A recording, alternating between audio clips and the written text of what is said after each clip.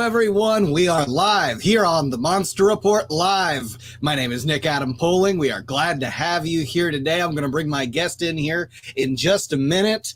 Typically on the Monster Report, we highlight those entertaining creatures of film history.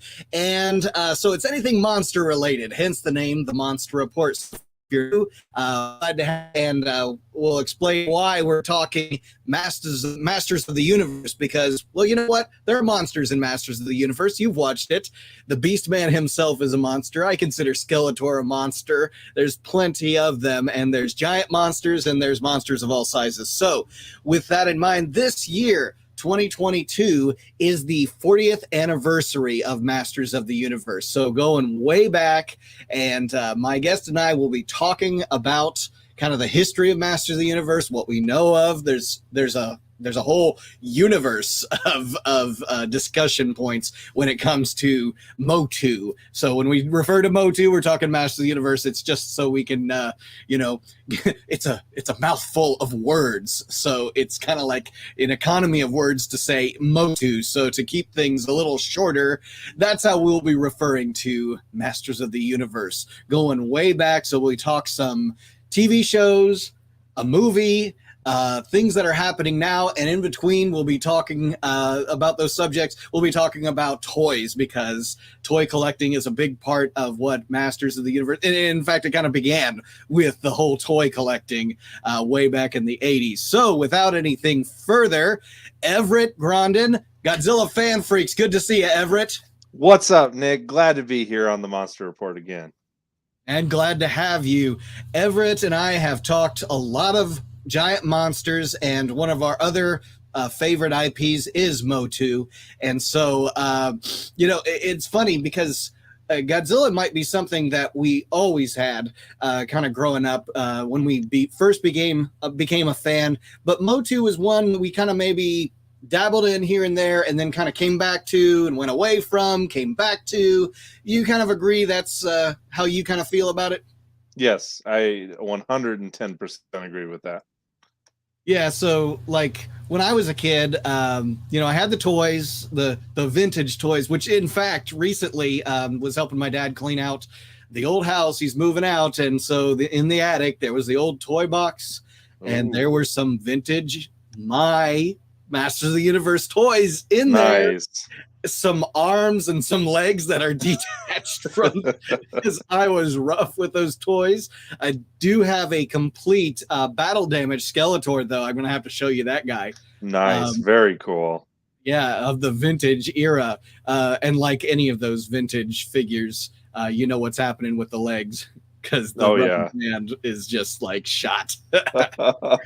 It's lucky enough. But I did find two of the battle bones. You remember those?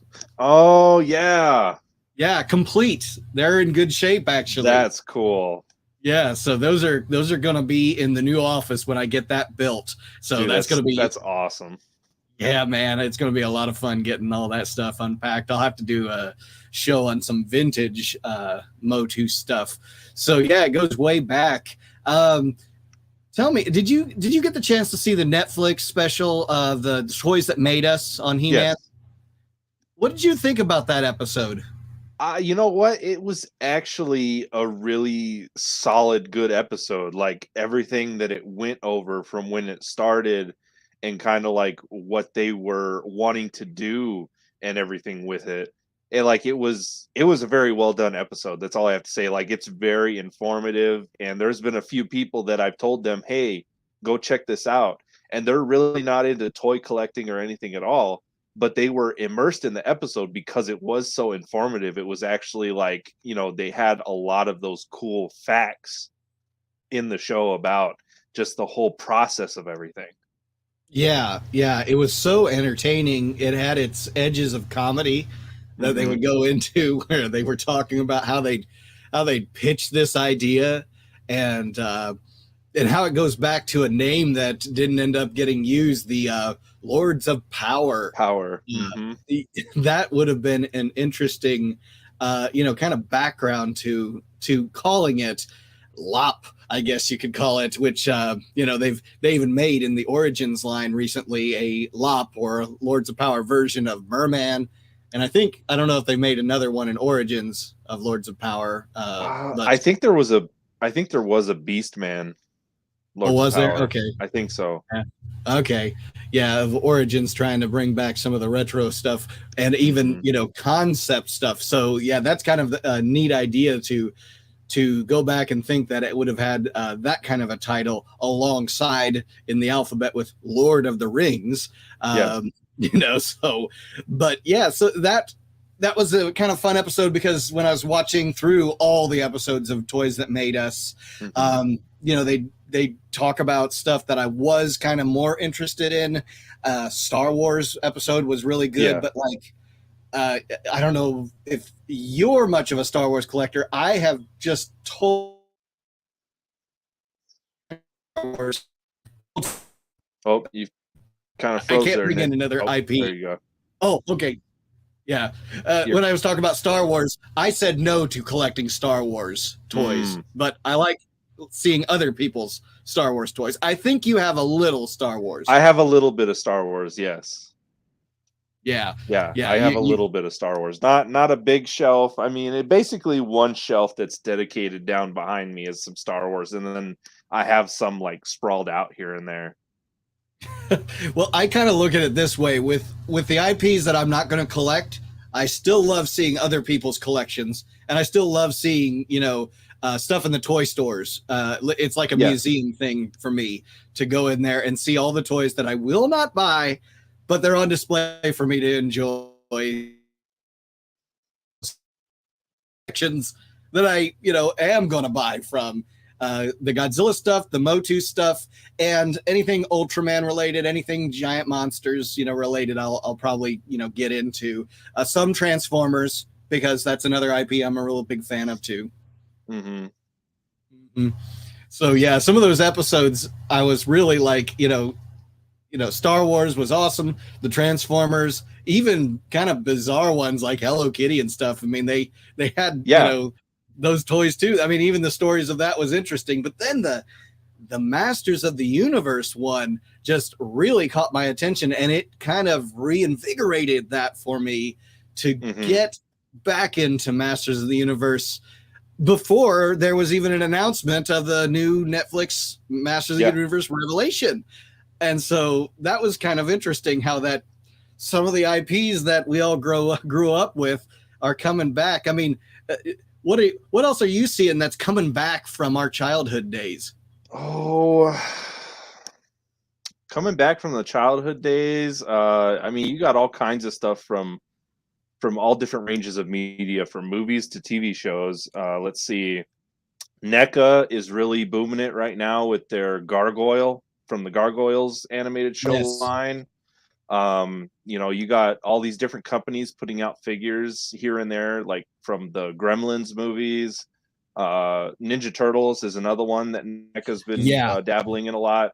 So and Ghostbusters, kind of because of the movie, but even the classic toys are getting a re-release, and my son's a big fan of the Ghostbusters movies and the re-release toys because they have that kind of that vintage look. And I'm like, man, I had some of these toys as a kid, and they're probably scattered in that toy box too somewhere in pieces. But had some of those too. Ghostbusters was coming back, like you said, Gremlins, Gargoyles, and even to the point where I've heard, DC getting Michael Keaton to put on the bat suit again in a new movie. And I'm like, is it this bad now that the old IP has to come back? So yeah, we got someone in the chat, Mr. Hootie Dean. Even for toys, I didn't collect. Those episodes were awesome just for nostalgia. Yes, absolutely. It's just so cool to see, some of the people that are on there who developed these toys and had to come up with the tooling of it, which I wouldn't even know where to begin with some of that. And then how they take certain molds and then bring them into something that was like, a different character just with different colorations, but you could tell it was the body of this, but the head of that and the legs of that or whatever. Yeah. Yeah. Talking about the vintage toys, I know you're not much of the collector of the vintage stuff, but maybe you have some of the vintage line. When I was growing up, I did, and of course, that's when I learned my lesson of don't leave your toys out, because I remember the dog got a hold of them, so I had to chewed up. I know I had a He-Man and a Skeletor.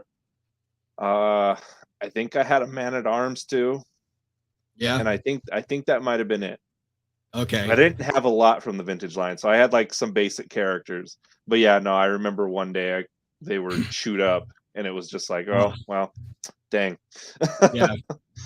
And the thing about it is, I know that we sold in a garage sale my old Castle Grayskull, and Mm. I kicked myself forever allowing my parents to do that. But um, interestingly, my uncle who moved up here to Indiana from Virginia, his stepchildren actually had boxes and boxes of MOTU vintage toys. So they were just sitting in a box, and he moved up here and said, "Do you want all this? Because I'm just going to donate it if you don't want it." And so it had a vintage Grayskull complete, and with all the parts, the Snake Mountain almost complete. Like that battery cover of the vintage. It was one of those things that was hard to come by and keep.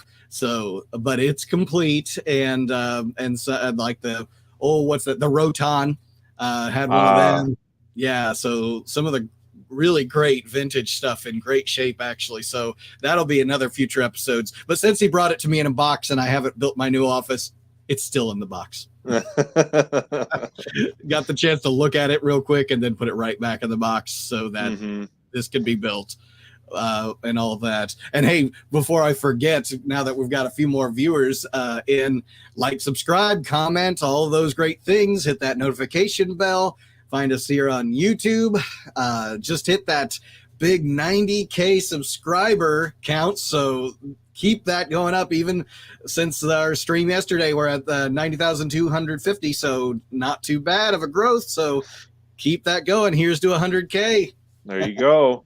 Yeah, and subscribe to GodzillaFanFreaks. Everett is on YouTube. Tomorrow, you'll find him on Kaiju Show O'Clock, 11 a.m. Mountain Central Time, or Mountain Standard Time. Yeah.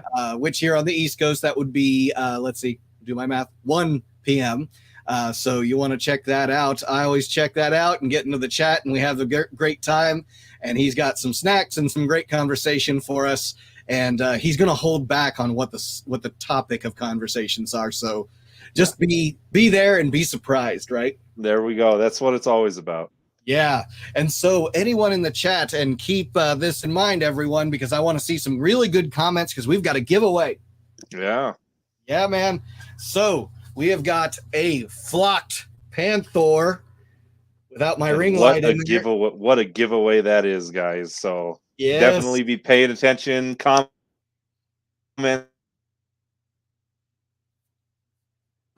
I think Everett froze. Oh no, it was too exciting. He froze up. Oh no, Everett, you can't leave me hanging. Everett, if you can hear me, just re-sign in. This might happen every once in a while. Before the show went on, I was telling Everett, I am glad that my internet access is as good as it is, because parked outside of my house right now is an excavator, and it's in between my antenna and the antenna that my internet comes in, because I'm out here in the middle of the country in Indiana, backwoods Indiana. So it's like internet access here is at a premium, and there's only one place that I can get it from, and that antenna is it. And that excavator is parked there, but yet it's not blocking my signal. I did an internet speed check before getting on here, and so far, so good. So smash the like button, all of those things, like, subscribe, comment, all of those great things. Get us to 100K at some point here. We will have that. So continue chatting in the comment section there. We'll get Everett back in here when we can. When he gets back in, I want to definitely talk some Filmation with you guys. Filmation, of course, for me was my first exposure to He-Man before toy line, because the toy line was actually preceded the cartoon. We'll get Everett back in here. Sorry about that, man. Oh no, it's okay. Again, I'm going off my Wi-Fi, so it lasted there for a little bit, and then like it just dropped, and then it took a minute to connect.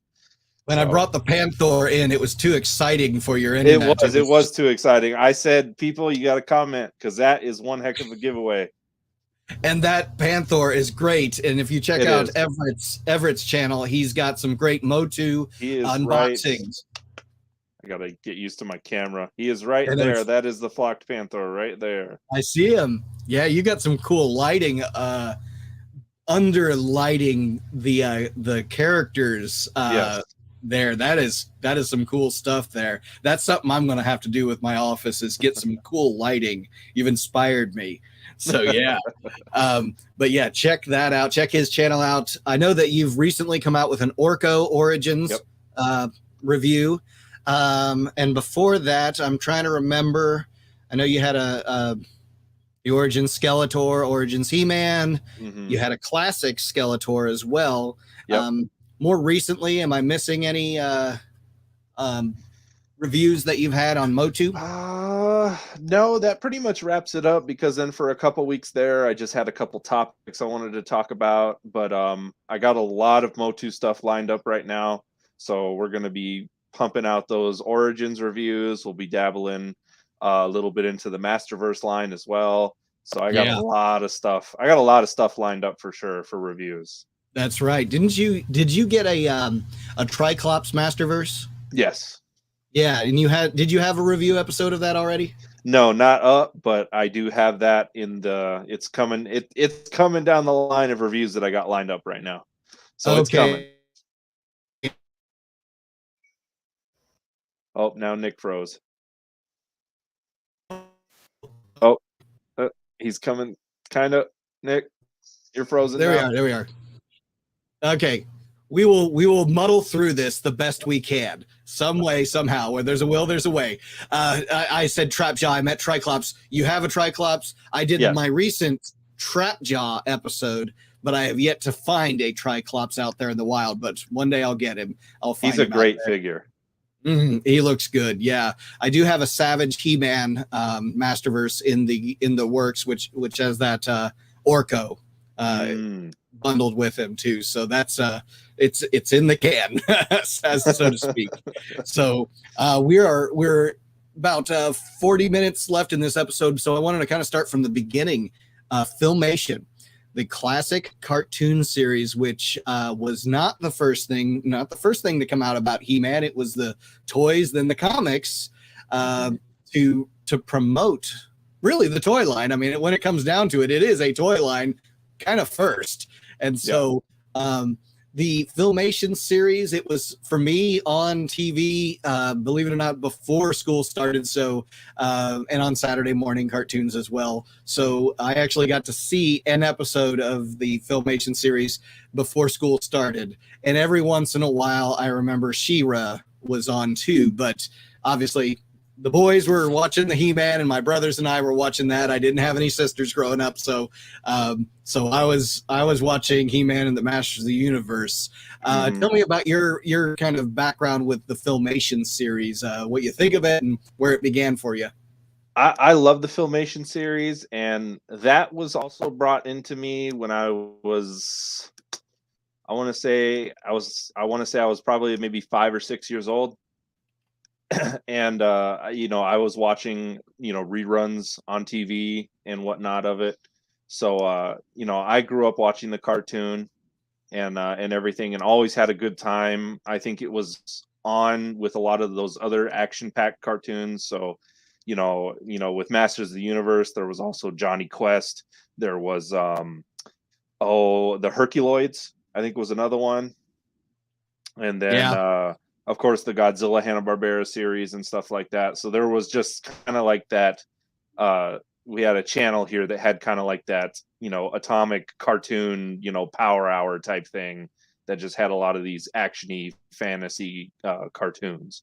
And that was a part of that lineup, and it was definitely one of my favorites. And I love the Filmation series. I got it. You can't hear it, but it's in my room where I do my chill clocks on the TV in there. So I'm totally immersed for today's episode. I got my '87 shirt on that I had made for you, me, and your son Eli. So yeah. yeah. Thank you for sending. I should have wore that today. I wasn't even thinking. I remember. Yeah, you sent me that, and those my son and I wear them. We wear them together. Whenever he wears it, I go ahead and grab mine. So yeah, I'm going to have to do that for the next time we talk MOTU. We might even talk the MOTU movie, like as a specific episode. So that'd be cool. That'll be something. That's my favorite, and then I got him right here. He's Skeletor's with us. Frank is with us. And oh goodness gracious, I gotta come up here. So if you hear some rattling around in my my office, it's my little battle cat here, the female version of Battle Cat. So she's already knocked over the Flock Panther. That's the giveaway, but don't worry, people, it's in good shape. So we will have that thing given away, hopefully before the end of this, if we get some comments. If we don't, it'll be on the next episode, and we'll eventually have a giveaway that way. So, but again, Filmation series, some of the interesting kind of tropes, I guess you could say, about the Filmation series, and obviously in the early days of animation, where they had to reuse things over and over again because animation's time consuming and expensive. And so obviously with the transformation scene into He-Man and Battle Cat, you're always going to get that kind of replayed, and it was stretched to give that time. And some of the animation cells you would see where he was fighting and whatever else. My favorite one is where they always just do the tuck and roll. Yes, that same rolling animation. That's right. Yes, and even just talking where they're just turning their heads and the mouth is moving, and it's not necessarily synchronized with the actual audio, but close enough. But yeah, and then we had the great the voice acting, especially of that time, Skeletor. And I'm stalling for time because I'm trying to remember exactly his name. And if you already know it, throw it out there, because I know he's the voice of Mossman in the Revelation series. And I cannot put the tongue on the name either. Alan Oppenheimer. There you go. Oppenheimer. I knew it was similar, or it's like the name from the nuclear bomb guy, Oppenheimer, Robert Oppenheimer, but it's Alan, who you will also know if you're a Mystery Science Theater fan, Riding with Death. Yep. Yeah, definitely good classic there. So, but yeah, that's the only real voice actor I know from the Revelation. Sorry, not the Revelation, but he was in the Revelation too, but yeah, from the original series, the Filmation series. And but the other thing about it was because it was built for children, it was that He-Man could not specifically hit anyone or strike anyone with his sword. He could use it defensively, and he could not actually offensively use his sword. So that's why you see him throwing, like a judo style, throwing his enemies and fighting them that way. Every once in a while you get the fist, you get the fist, you'll get a boulder, him picking up a big thing of rock and just chucking it or something. Exactly. But you know what, we didn't care, we loved it, and it was cheesy, but we couldn't get enough of it. And the other thing was actually the crossover. I do remember the crossover episode, which introduced She-Ra to introduce that character. And then later they had like a Christmas special. I'm sure you've seen those episodes. Oh, yeah. Oh, my. Talk about cheese, right? Oh, yeah, 100%. And then just, the that complete DVD collection that they have of it has all those specials, and and everything in it. And it's like the Christmas special is just great when Skeletor's there with the kids and he's like, I am not nice and I am not kind and I am not wonderful. And into the kind of 80s/90s sitcom style of ending it on a joke and ending every episode on some sort of laugh track or silly dad joke or something. Mm-hmm. I mean, it didn't take you to like dark places or anything like that. It wasn't to be taken too seriously because we're trying to sell toys. But you know what? It lasted. And then, as time went on, we got our MOTU movie, which we'll make an entire episode on. But I guess briefly, as far as the MOTU movie goes, we did get a small amount of toys from that. Yeah. Yeah, not much, but a couple. I don't own any of those toys, regrettably. I need to. I did actually message our friend Yuri Renfro. I know he's a fan of the vintage toys, and I know he's got like a Gwildor and maybe a couple others from vintage. Yeah, I still have a classics of Karg to unbox. So I think that may complete the 87 movie of the classics for me. Yeah, I think you have everything. Yeah, because Sarad, Blade, the Rebel Leader He-Man, the Skeletor. Yep. Skeletor. And what else was there from the movie? I don't think they made any more than that, did they? Yeah, Sarad. And then there's the Skelegod, and then that was it. They never did the Tila or the Man-at-Arms. Did they do a Gwildor? They did not do a Gwildor, actually. They did not do a Gwildor. Yeah, they should have. That's a real, lost opportunity for them. But, I guess they couldn't do it all. But, you're right. I forgot they made the Skeletor, the God Skeletor, not to be, I guess, confused with Skelegod from Revelation. But whatever. Yeah.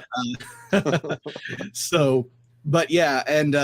and this is some news for you too, and kind of a teaser for those out there regarding the 87 movie. Today, I've been in touch with Anthony DeLongis, who played Blade, and so he will be on a future episode. So, Everett, if you'll join me for that interview, the actor who played Blade, and he was in...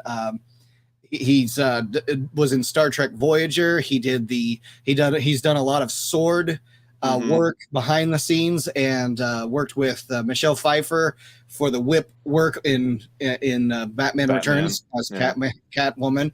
So yeah, he is, and I think he worked on some Indiana Jones films, teaching Harrison Ford the whip work. So yeah, he's a trainer and just an awesome behind the scenes stunt kind of man. So he will be on a future episode of the Monster Report, so stay tuned, everyone. That is awesome. That's very cool news. I've only met him on Zoom once, and yeah, he was very, very kind, talked to us, and he would spend all day talking about this stuff because he loves it. So very cool. That's awesome. And then, if I remember correctly, too, the ending of the 87 film, it was with those battle sequences with Dolph Lundgren. That was actually him playing Skeletor. I believe you're right. For those battle sequences, because Frank Langella, I don't think he could do it. Yes. So they used him instead to play Skeletor for that final battle. It'll be our final battle sequence. And since it's moving so fast and it's dark lit, it's not Frank in that suit. But also very cool story about that is that they did not have the time to choreograph the fight between He-Man and Blade that took place on Earth, and in that night scene. So it was very guerrilla style. It was very quick and on the spot, and this is what we're going to do. And so he choreographed, even though he's actually in the fight. And of course, he's got to choreograph a fight with a guy who does not know swords as well as he does. Yeah. And he has the advantage also of being a sword trainer and having two swords, fighting against one guy with one sword. And I kind of look at it like this: didn't Obi-Wan take on General Grievous, and Grievous had four, didn't he? I mean, and Obi-Wan took him out with one lightsaber. So Okay, it can be done if you're just that awesome. So yeah, but the '87 movie. Any more on that before we move on to more recent, I guess? No, I mean, we can just move right on to recent because the '87 film, again, I've said it once, I've said it again. I just love it. I never get tired of watching it. I love the score. I love the characters. Again, Frank Langella, he steals that whole movie. He is just he's my favorite Skeletor, And and I that's a just can't great. I can't thank you enough for this guy because Oh, that's right. like this is a crown this is my crown jewel of my MOTU collection is him more so than the Snake Mountain anything else. It's him. Well, and that William Stout design that went into Mhm. the MOTU movie to create Skeletor, to give him a photorealistic look, because he's not going to look like the Filmation series. He's not going to look like the toy. So what would Yeah. he look like if we had an actor playing him? I imagine it would look exactly like what he came up with, and Mhm. even the costuming of the Eternian characters, the good guys and the bad guys. I thought they couldn't have done better, especially considering the budget they had, time schedule they had, working with the now defunct Canon Films, Yeah. things like that. But yeah, the '87 movie lives on through its DVD and Blu-ray, and the Blu-ray is beautiful. Oh, I it mean, is. Yeah. I just yeah, watched it earlier before yeah, the stream. it looks really great for an '80s movie shot on 35 millimeters. Stephen Mhm. Patrick Lee, hey, What's going so on? good to have you in the chat, Stephen. Since you're just joining us, I was mentioning earlier that we have a giveaway here for a flocked Panther. So whoever in the chat has some really good comments, questions, something like that, Everett's going to pick you at the end of this episode, and I will ship it to you free of charge. So Yep. just keep chatting in the comment section there and hitting that like button, all those good things. I know Steven's already a subscriber, so that's great. There you go. Moving on from the '87 movie, I'll spend 5 seconds, I guess, on the fact that there was another series called New Adventures of He-Man, and moving on. I don't have much to say about it. It's like, it was so bizarre. It's so weird. Maybe one day I'll have an in-depth conversation when I have the chance to do more research and watch more episodes. Yeah. Other than the fact that I've got that cosmic Skeletor toy from the classics, which is actually pretty cool. I like it, but it didn't look like that in the cartoon series. But Yeah. enough said about that. The 2000X series, if you were to kind of pitch it to somebody who's never heard of it or might have given it a pass, what would you say about the 2000X briefly? I would just say just watch it. Like, you'll be immersed into that first episode because again, growing up with the Filmation series and then in my, later, kind of middle school, years basically, that was when that was on, and it would be on TV when I would get home from school. It'd be those afternoon cartoons to where you had like, I think there was like Pokemon, Digimon. They had the Masters of the Universe 2000X, and a few of those other cartoons just on in the afternoons, and that was always just a highlight. It's such a good cartoon. I'm really hoping that they release like either a DVD or Blu-ray box set of all the episodes because again, it's like I love collecting physical media. I would love to own a hard copy of that series for sure.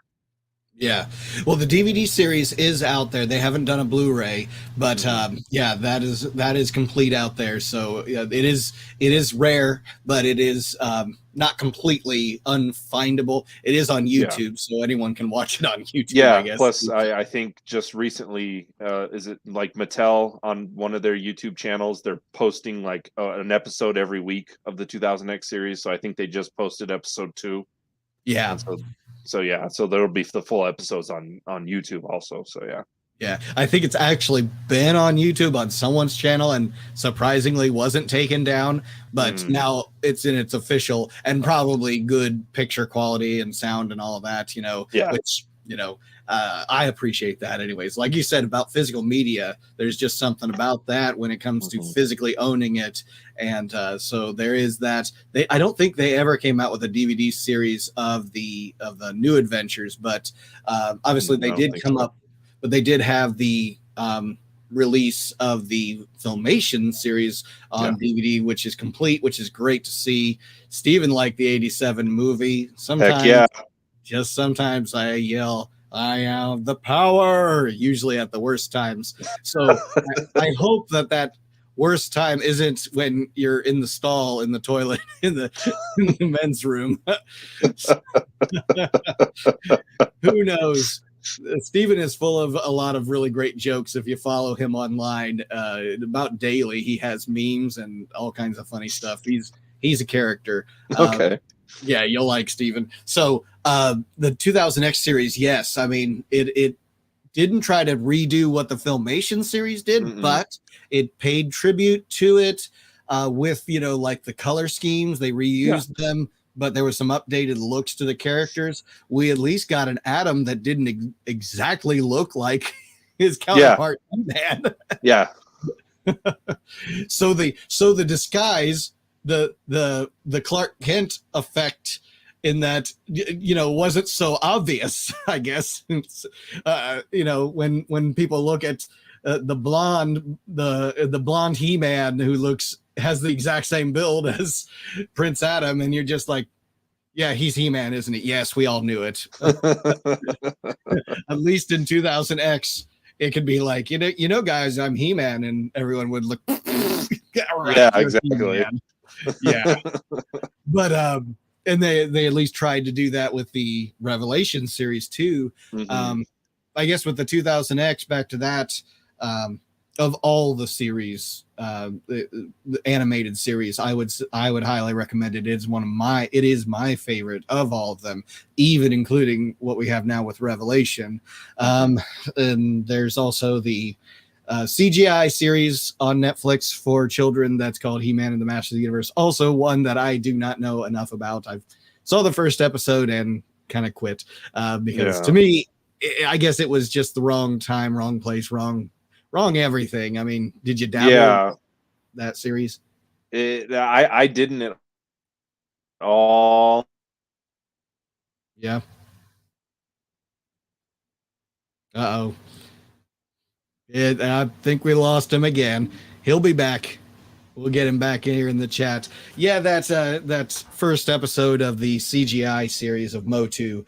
I remember watching it with my kids, and even my kids weren't into it. So I just remember at one time in it, and we kind of have this trope in our house. Every once in a while, we'll yell out. One of the characters in it gets like handcuffed or something with this piece of technology and I guess they have this anti-technology sort of bias in this tribe or whatever it happens to be, and she literally yells out, "Technology!" And speaking of technology, it fails us, doesn't it? But we're back. I was talking about that CGI series, and how much even my kids didn't like it. It was like, it definitely wasn't my taste. Like, I watched the trailer and everything for it, and like even like the figures and stuff like that, like even if I am collecting just mainly a lot of Skeletors, like even though I've expanded to so many different things, nothing's really itched me to be like, I kind of want that variation of Skeletor in my collection. So I haven't even gotten that far, and I feel like almost it was too soon to Revelations to like you have like two different He-Man series going on at the same time. I mean, granted, you could say pretty much one is for an older, more mature audience, and then you got this one for kids. But still, I feel like it was released too close together to Revelations. Like it was too soon for another show already. No, I totally agree, because if you're hardcore He-Man fan, MOTU fan, you're probably going to check it out. And it was almost like, don't worry, it's definitely for your kids, and then you watch it and you're just like with your kids, and I'm like, even my kids thought it was too much of the sugary kind of tongue-in-cheek humor, and everyone talking to each other, like they're all very, they've all had a Red Bull, too many, they're really high energy and always cracking jokes at each other when a serious situation is happening. So it's like, at least with some of these cheesy kind of cartoons, they didn't insult, I felt like, the audience. But these days, I guess there's somewhat of that kind of feel that they've got to constantly be flashing stuff at you and cracking silly jokes, tongue-in-cheek kind of jokes at you constantly. And I guess it just didn't appeal. And so, yeah, I kind of left it alone. But I guess the toy line was decently successful and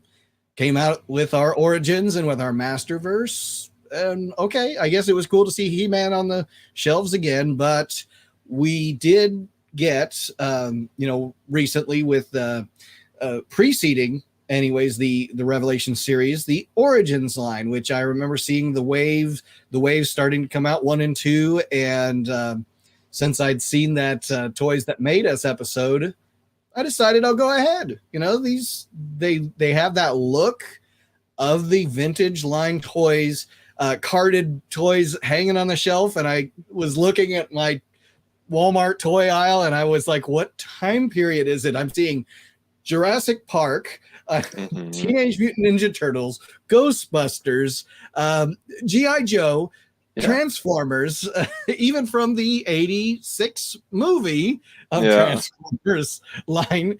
And it was like, I've literally went back in time, and I felt like a kid again. It was kind of cool. So I was like, well, I can't see myself getting into all this, but maybe I'll dabble into some Masters of the Universe, because we've got a new line coming out, and started seeing the vehicles and play sets. Anyways, we've got at least a Grayskull now, and now we've got something bigger. We'll get to it. Yeah.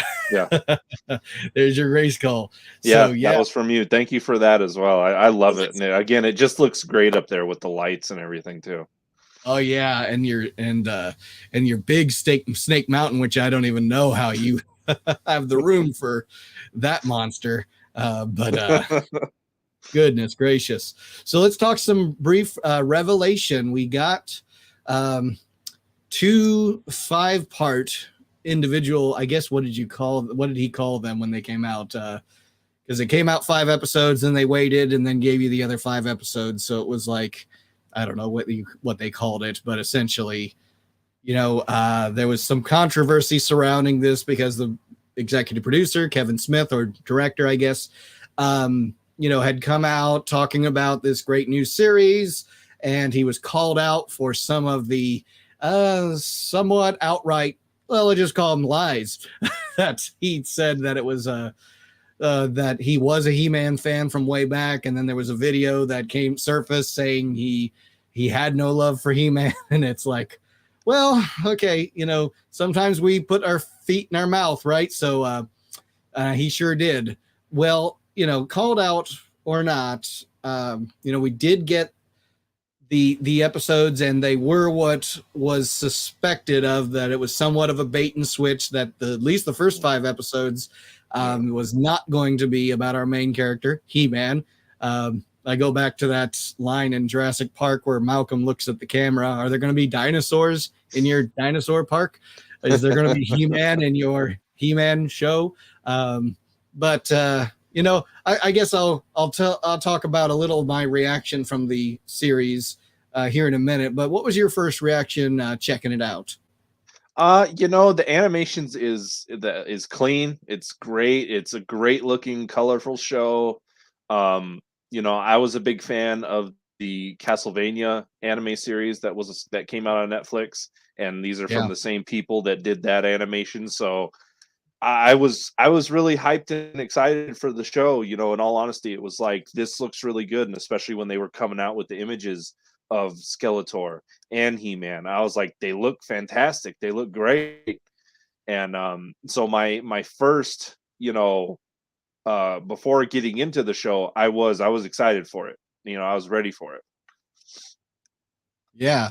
And that you're right, that animation looks clean. I forgot about the Castlevania series, but yeah, it definitely has that look to it. Obviously, same creator, but and we got a trailer which was real exciting, and it was really just all from that first episode. But as it went along in the first episode, spoiler alert, he's killing off beloved characters, Kevin Smith, and I don't know how I'll be able to forgive him for some of the characters, and how goodness gracious, it was almost like we don't need these characters anymore, right? It was almost like it was like the 86 Transformers movie where we got to kill off the beloved characters to make room for new toys, but we weren't getting really new characters in it. We had one new one in Andra, but that was about it, and everyone else was just a reimagining of the old characters. So with that, I guess we got an adventure with Teela being the main character, and then we got reintroduced to beloved characters very much in the same color scheme. This was not the happy-go-lucky kind of Filmation series where every episode ends on a laugh track, but with a special message, and until next time. But a little it was going to be in there. Yeah, I know. If they did do that, though, I would have a lot of respect with them. By the way, the 2000X series did the PSAs at the end, and hey, credit where credit's due. They gave tribute. But this one was going to end that way. Great animation and a look that you could definitely see yourself getting into and wanting more. And I guess that was one of the things it made me long for more. But, we got some of the things that maybe they didn't do in 2000X. We did get a talking Cringer, which was cool to see.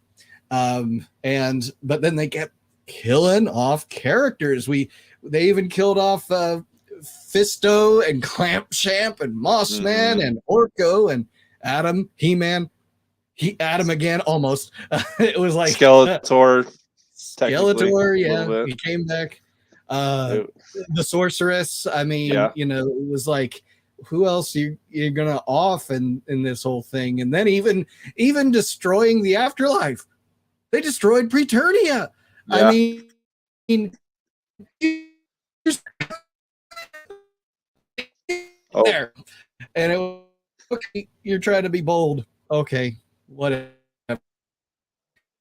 It ended, and I guess the later 5 episodes tried to maybe undo some of what the first 5 were doing. It was not going to be totally the Teela show. It was going to be, no, we've got He-Man. See, we've got He-Man, and we got Savage He-Man, and then we got him finally coming back at the end. But even with the line, like, it's not about us, and I was like, well, no, actually, it is a show about you, but that's why we're here, so...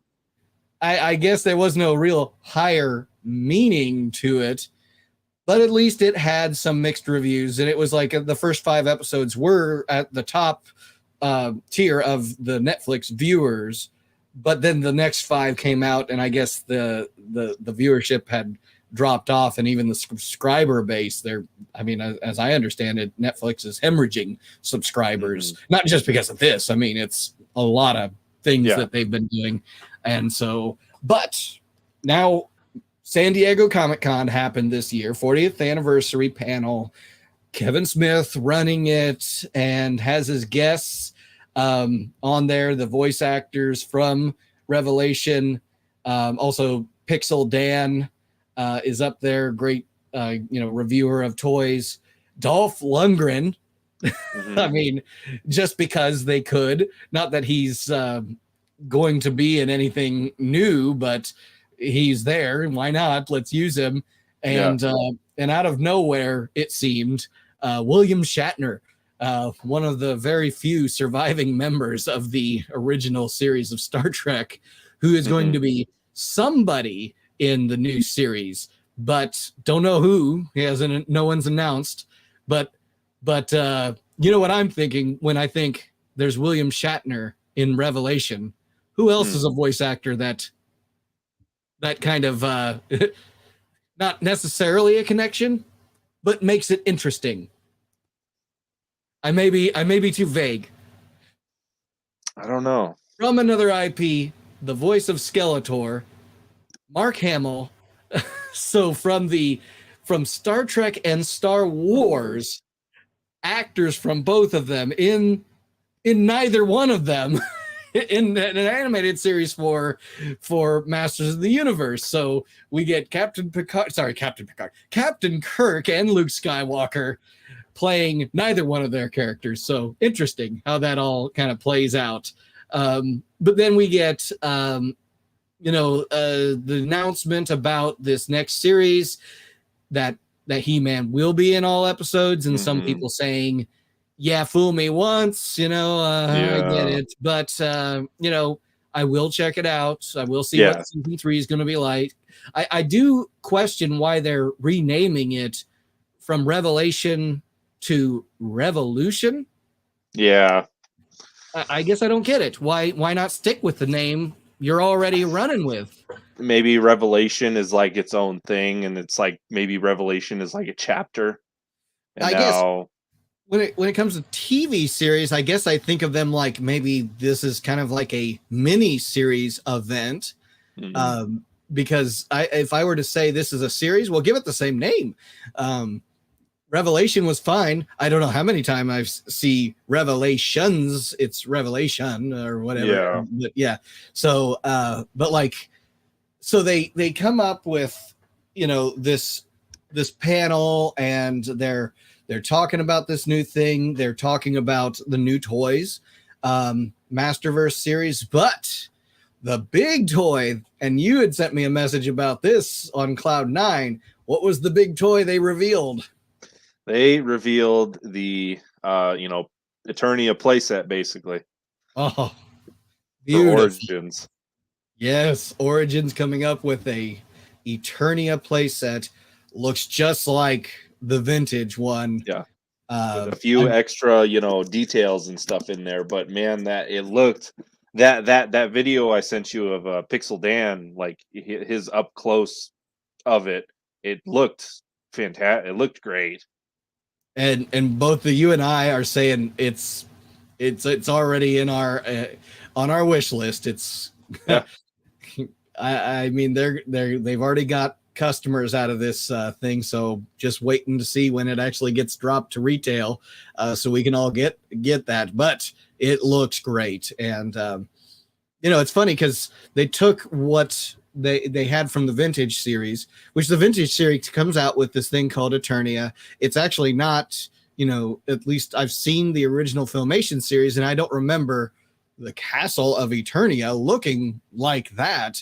But they came up with a playset that looked like that. And then later, here we are in Revelation, and then they put it as the castle in Preternia. Yeah. And then turn it into a giant forge, which that was actually kind of cool. I like that. That was actually pretty unique and creative. But so to get that actually in our hands, because it's such a rare vintage playset, which if you can get one in any kind of good shape and complete is a rare thing. And they can pretty much put the price on that to whatever they want. So, but yeah, I think they came out with some other toys during that. Obviously the ending of Revelation, they teased Hordak at the end, which was kind of neat. So I'm sure we're going to be seeing She-Ra in this series. And maybe some other characters from that series. I think I lost Everett again. I think he's gone the way of Preternia. He's frozen. And if you're a MOTU fan, there's an old episode where Man-at-Arms gets frozen, and they got to figure out a way to unfreeze him. So we'll get our frozen Everett back when we can. So kind of reading from this article written about what Kevin Smith, and everyone who had talked during that panel. Dolph Lundgren did an epic recall of what it was like being cast as He-Man in the 1980s live action. Lundgren was announced as He-Man at Radio City Music Hall with a room full of young kids waving toy stores, screaming, "I have the power." So it's interesting. There was that 87 movie, but there was so many attempts, and we got Everett back. There were so many attempts to bring back a He-Man movie that just never happened. There's even a documentary out on YouTube about how many attempts were made, and it just never happened. And recently, there was another attempt to do it, and the actor who was cast at it is no longer, I guess, or he quit, or I don't know. Now there's another actor, someone I've never heard of.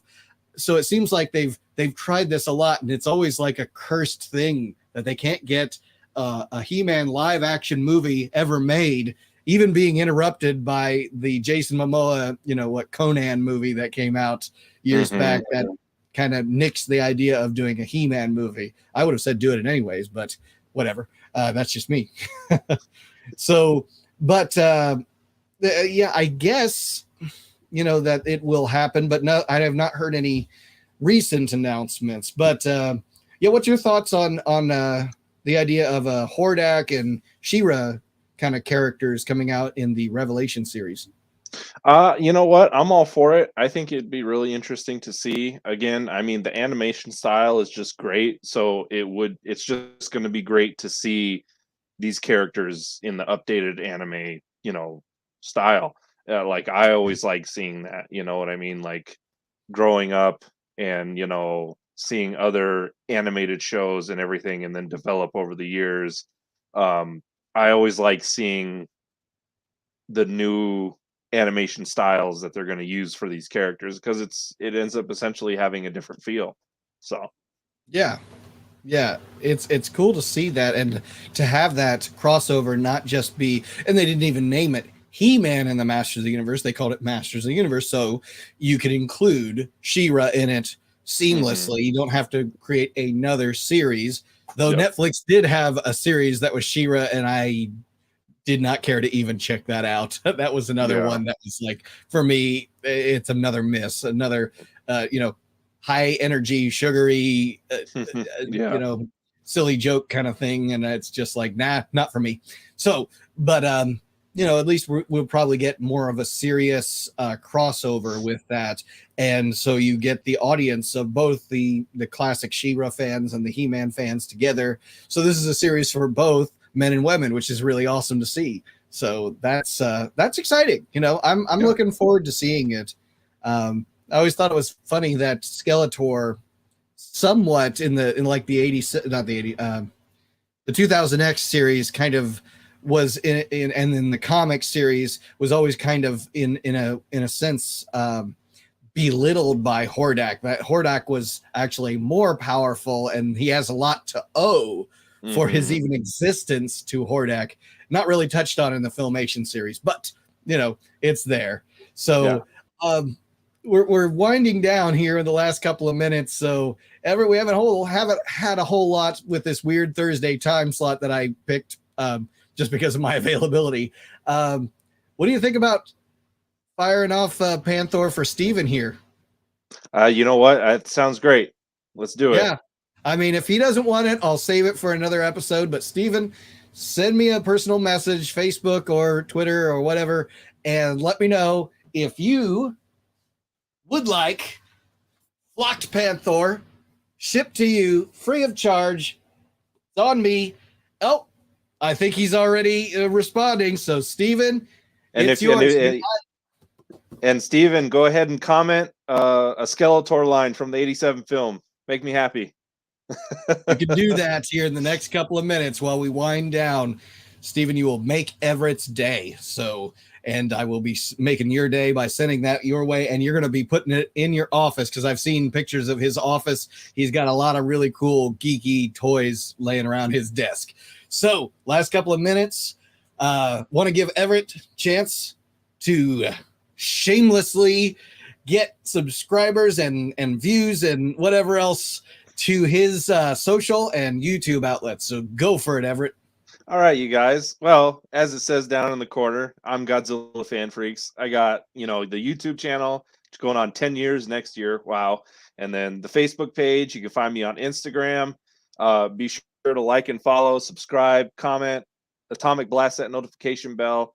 and just, come check out what I do. I mainly focus on a lot of figure reviews. Sometimes we'll talk about topics. And then, of course, I have my weekly show episodes that I do called Kaiju Chill Clock. And those could consist of anything. We sit down, we'll watch movies, we'll listen to maybe some vinyl records, kaiju music, whatever it may be. Might even throw some Masters of the Universe stuff in there one episode. It's just a cool, fun hangout. You guys can ask me questions. We can talk about figures, whatever it may be. It's just a good old fun time. And give a little teaser for a future episode. What have you ordered recently that will be on a future episode? What I've ordered recently that will be on a future episode, MOTU related, is from Mondo. I ended up snagging one of their leftovers from San Diego Comic-Con of the exclusive vinyl record LP set that they got of the Masters of the Universe Revelation soundtrack. So excited for that. Godzilla related, there's some X Plus stuff coming in. Lots of X Plus stuff coming in, actually. September is going to be a gigantic month, to say the least. So, man. We got some Hedra stuff coming in October. Got that flying Hedra. Godzilla and Ebera, that set's coming in. War of the Gargantua soundtrack from Waxwork Records, that's going to be coming in. And then little shiny space titanium Mecha Godzilla for Gigantic is going to also be up in the GodzillaFanFreaks headquarters here. He'll probably end up being up over here on this corner, right over here. He'll probably be in that spot. Oh goodness, that is going to be awesome. So a lot of cool things coming up on GodzillaFanFreaks. Check it out, both MOTU and Monster Kaiju Godzilla related. So check that out. Subscribe, smash that like button, and check him out on Kaiju Chill O'Clock tomorrow, because that's going to be a great episode. They're always great episodes to hang out with Everett and check out and interact with him on the chat. That's awesome. I always throw him some jokes to make sure that he's staying on his toes during those episodes. So yeah, so that is awesome. So we will catch you then for that. And as I always say in this episode, in my episodes, like, subscribe, comment, hit that notification bell, follow us here on YouTube, Facebook, Instagram, and Twitter, and we will be glad to have you on the episode if you're interested in any kind of topics, or if there's toy reviews, things like that. I also have the monster trailers, which are just trailer remakes, all kinds of new content coming out, and someday I'll have me a new office with a new set so I can actually churn out a few more of these videos, because it's been kind of a challenge lately. But with your support, it will be happening, and we're just so glad that you've been here. Everett, always awesome to have you on the show, and we are going to be planning on a future episode, and hopefully with Anthony DeLongis, MOTU's Blade, who did have a brief cameo in Revelation. Unfortunately, no lines. So they really missed out not having him. He's available. Come on, use him. Yeah. You would have been glad to, I'm sure. Oh, but, yeah, Kevin Smith, you're dropping the ball here. Anyways, so that'll be a future episode, and we'll have you back on there. And so any MOTU episodes, I always sign off with, until next time. Journey.